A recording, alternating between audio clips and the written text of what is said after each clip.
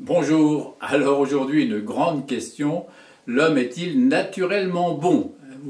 C'est une question, vous le savez, que se sont posées et que continuent à se poser tous les philosophes du monde. On se souvient en particulier de la phrase de Jean-Jacques Rousseau, l'homme naît bon, c'est la société qui le corrompt. Mais qu'en pense la psychologie?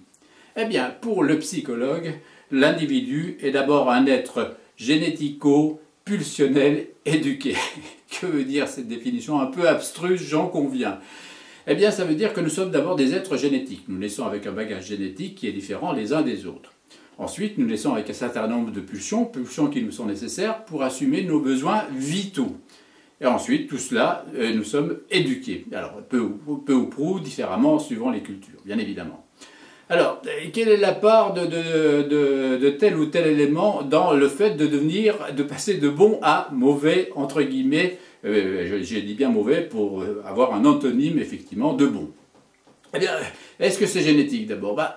Pour autant que je le sache, aujourd'hui, on n'a pas la connaissance d'un gène qui générerait de la méchanceté ou de l'agressivité ou de la transgression. Il n'y a pas de gène, pour l'instant, qui induise cela.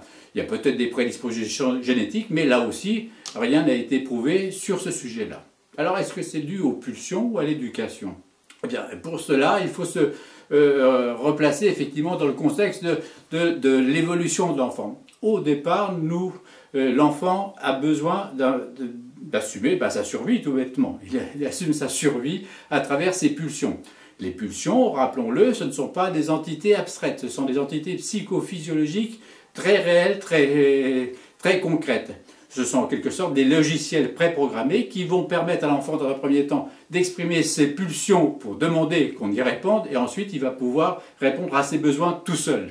Mais dans un premier temps, il a besoin de l'autre pour assumer ses besoins. Besoins qui sont liés à l'oralité, l'analité, la sexualité, pulsions épistémophiliques, pulsions homesthésiques. Je vous invite à aller voir dans les différentes chroniques à quoi correspondent ces pulsions-là.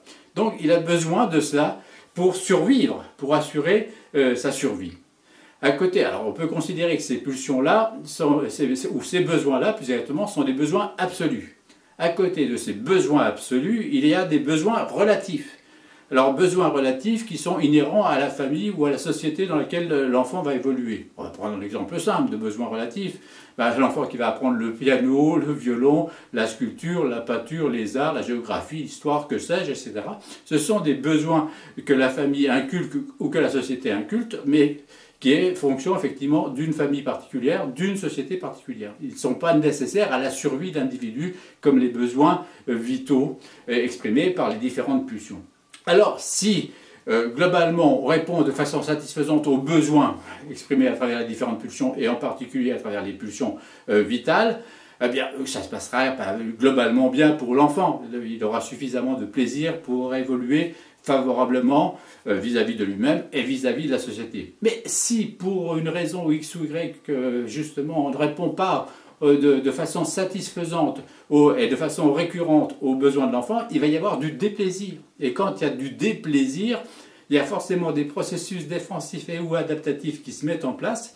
Et dans ces processus défensifs et ou adaptatifs qui se mettent en place, il peut y avoir de l'agressivité, de la nervosité, de la transgression. Ce sont des processus défensifs ou adaptatifs que l'enfant va mettre en place face à des situations qu'il vit mal parce que justement il n'y a pas eu de réponse globalement aux différentes pulsions, aux différents besoins absolus et ou relatifs qu'il rencontre. Voilà, c'est ça effectivement qui peut se passer et qui peut générer le fait que l'enfant de bon devient entre guillemets mauvais. Je répète que ce ne sont pas des termes de la psychologie. Alors, quelle est la réponse que le psychologue peut donner à ça justement? Est-ce que l'homme est-il naturellement bon? Ben non, l'homme n'est pas naturellement ni bon ni mauvais. Il est homme tout simplement, il est homme avec ses forces et ses fragilités. Avec ses forces et ses fragilités vont le faire évoluer positivement ou négativement en fonction de son histoire à venir. Voilà, on se retrouve une autre fois pour d'autres chroniques. Au revoir.